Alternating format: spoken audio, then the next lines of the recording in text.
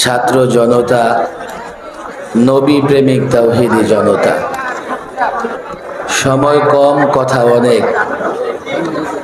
এই জন্যই সময় কম।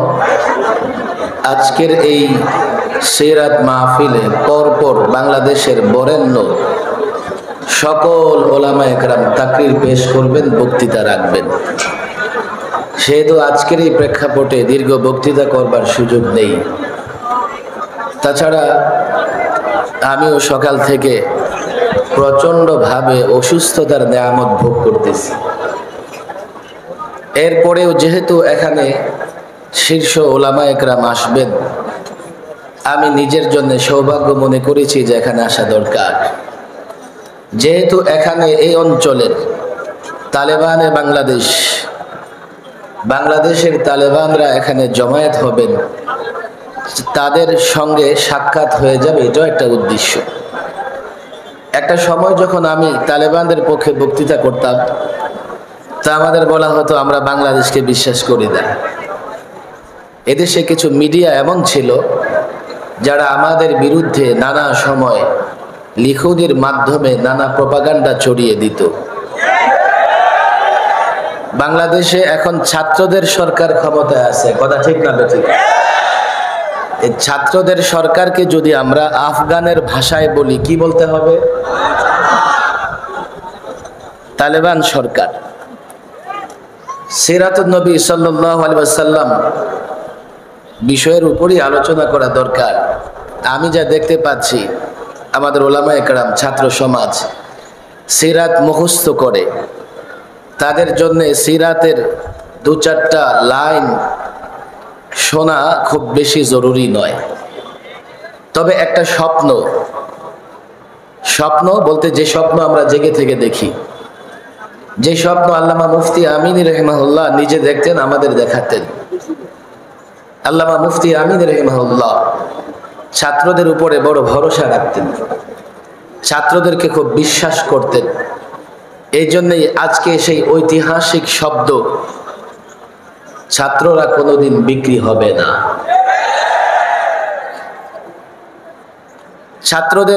ছাত্রদের মাধ্যমেই আমরা একটা নতুন বাংলাদেশ পেয়েছি। আজকে আমরা মুক্ত। একটা সময় মনে হতো এই বুকে পাথর চাপা দিয়ে কতদিন থাকবো, 40টা মামলা মোকাবেলা করে কতদিন চলতে পারবো। মুক্ত আকাশের নিচেও নিজেকে কারাবন্দী মনে হতো। চিৎকার করে ভিতর থেকে কান্না আসতো, কবে পরিবর্তন হবে, কবে আবার দারাজ কণ্ঠে কথা বলতে পারবো। ভয়, ভীতি ইত্যাদি পদদলিত করে কবে আবার জনতার সামনে কথা বলতে পারবো। ছাত্র সমাজের আন্দোলনে খুব দ্রুতই আল্লাহ তাবারক ওয়া তাআলা ব্যবস্থা করে দিয়েছেন, পট পরিবর্তন হয়েছে। আজকে ওলামা একরাম দেশের সর্বত্র প্রোগ্রাম করতেছে। আর এই প্রোগ্রামগুলো 2-4 হাজার লোকের নয়। টিএসসিতে প্রোগ্রাম হোক আর কোনো জেলা মহানগরের প্রোগ্রাম হোক, আলেমরা যেখানেই বক্তৃতা করতেছে সেখানেই হাজারো লাখো লোকের জমায়েত হয়ে যাচ্ছে। এটাই বাংলাদেশের বাস্তবতা, এটাই বাংলাদেশের আসল পরিচয়। কিন্তু বিগত রেজিম সরকার তারা বাংলাদেশের পরিচয় বদলে দিতে চেয়েছে। এই দেশটা পৌত্তলিকদের দেশ, মূর্তি পূজারীদের দেশ, তা বারবার তারা প্রমাণ করতে চেয়েছে। বাংলাদেশ তাওহীদি জনতার দেশ, শান্তিপ্রিয় শান্তিকামী জনতার দেশ। এই আন্দোলনের মাধ্যমে তা প্রমাণিত হয়েছে। সারা বাংলাদেশে শান্তিপূর্ণ পরিবেশে প্রতিদিন ওলামা একরাম প্রোগ্রাম করতেছে। বাকি আল্লামা মুফতি আমিন রাহিমাহুল্লাহ যে স্বপ্ন দেখতেন, আমি মনে করি বাংলাদেশে এবারকার ছাত্রদের আন্দোলনের মাধ্যমে এই স্বপ্নটা আংশিক প্রতিফলিত হয়েছে। আমরা ফেসিবাদকে হটিয়ে একটা মুক্ত নতুন দেশ গঠন করতে পেরেছি। তবে চূড়ান্ত বিজয়ের জন্য আমাদেরকে আরেকটু লড়াই করতে হবে। পট পরিবর্তন হলেই আমি যা চাই সবই করতে পারবো না। পট পরিবর্তন হলেই এই মানব সমাজে শান্তি প্রতিষ্ঠার জন্যে, রাষ্ট্রীয়ভাবে শান্তি প্রতিষ্ঠার জন্যে ইসলামের বিকল্প নাই, রাসূলুল্লাহ সাল্লাল্লাহু আলাইহি ওয়াসাল্লামের আদর্শের বিকল্প নাই। আমি তো মনে করি আমাদের এটা প্রাথমিক বিজয় ছিল। আমরা যেদিন ঘর থেকে রাষ্ট্র সর্বত্র রাসূলুল্লাহর আদর্শ বাস্তবায়ন করতে পারবো, সেদিন আমাদের চূড়ান্ত বিজয় হবে। পরিষ্কার বলি, ছাত্রদের কাছে আবেদন রেখে বলে যাই, এবার যে সংগ্রাম আমরা করেছি, এবার যে আন্দোলন করেছি, এই আন্দোলন ছিল ফ্যাসিবাদের বিরুদ্ধে, এই আন্দোলন ছিল বাংলাদেশের পক্ষে, এই আন্দোলন ছিল গণমানুষের পক্ষে, এই আন্দোলন ছিল গণমানুষের অধিকার আদায়ের জন্য। আরেকটা আন্দোলন, আরেকটা সংগ্রাম হবে, যার নেতৃত্ব দেবে বাংলাদেশের তালেবান, যার নেতৃত্ব দেবে কওমি মাদ্রাসার ছাত্ররা, যার নেতৃত্ব দেবে আলেম ওলামাদেরকে যারা মহব্বত করে তারা। আমি পরিষ্কার বলি, আগামীর অভ্যুত্থান যা হবে, আগামীর গণ আন্দোলন যা হবে, সেই গণ আন্দোলনের পরে আমরা বাংলাদেশে পরিপূর্ণ ইসলামী হুকুমত দেখতে পারবো ইনশাআল্লাহ। এর জন্যই কাজ করতে হবে। শুধু বক্তৃতা সমাবেশ করে ঘরে ফিরে গিয়ে চুপ করে বসে থাকলে হবে না। একটা সময় এখন এমন হয়েছে, আমরা চাইলে ইসলামের সৌন্দর্য ঘরে ঘরে পৌঁছে দিতে পারি। আমি এই ছাত্র জনতাকে বলবো, এই সময়টা আসলে আমাদের অতীতের মতো কোনো সময় নয়। এই সময় আমরা প্রত্যেকটা যুবকের কাছে, প্রত্যেকটা বৃদ্ধের কাছে, প্রত্যেকটা ঘরে ঘরে আমরা যদি ইসলামের সৌন্দর্য পৌঁছাতে পারি, আগামীতে যখন আমাদের নেতৃত্বে আরেকটা গণ অভ্যুত্থানের সুযোগ হবে, এদেশের সমস্ত মানুষ আমাদের সঙ্গ দেবে। কথা ঠিক না বেঠিক? এখনই তো আমি যখন রাস্তায় বের হই, লালবাগের পাশে একটা গাড়ি রাখার জায়গা আছে রাস্তায়, গাড়ি ড্রাইভাররা বলে, হুজুর আপনারা আসার পর থেকে আর চাঁদা দেওয়া লাগে না।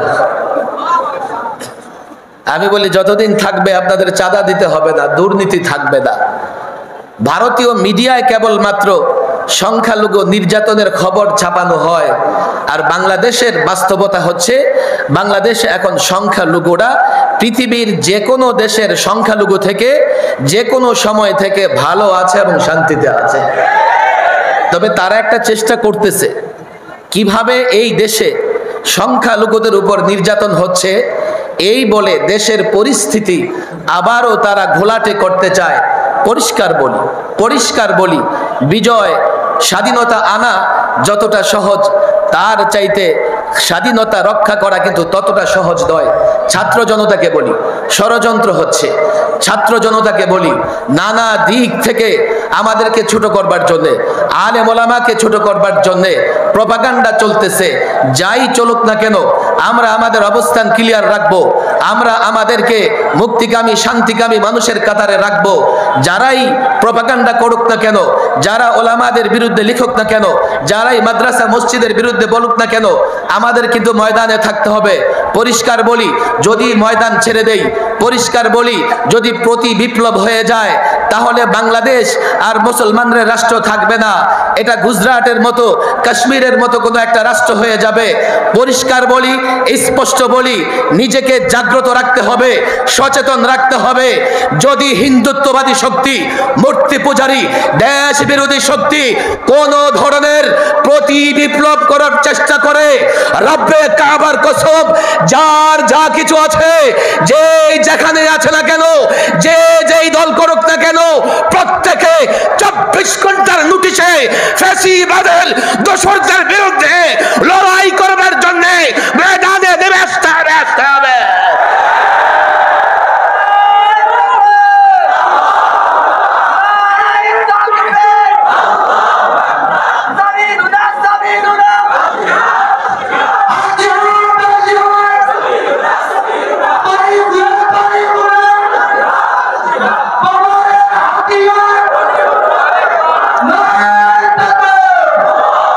আমাদের দুজন মুরব্বী স্টেজে বসা আছেন। একজন আমাদের মুরব্বী, বাংলাদেশের মুরব্বী হযরত মাওলানা আব্দুল হামিদ পীর সাহেব মধুপুর। আমার ডানে বসা আছেন আমাদের বড় ভাই, দীর্ঘদিনের যোদ্ধা হযরত মাওলানা জুনায়েদ আল হাবিব সাহেব। ওনারা বয়ান করবেন। আমি অসুস্থ মানুষ, শুধু আমার প্রাণের কলিজার টুকরা ছাত্রদের সঙ্গে দেখা করবার জন্য এখানে এসেছি। আল্লাহ তাবারক ওয়া তাআলা যেন আমৃত্যু দ্বীনের পথে লড়াই করবার তৌফিক দান করেন। ওয়া মা তাওফীকি ইল্লা বিল্লাহ ওয়া মা আলাইনা ইল্লাল বালাগ।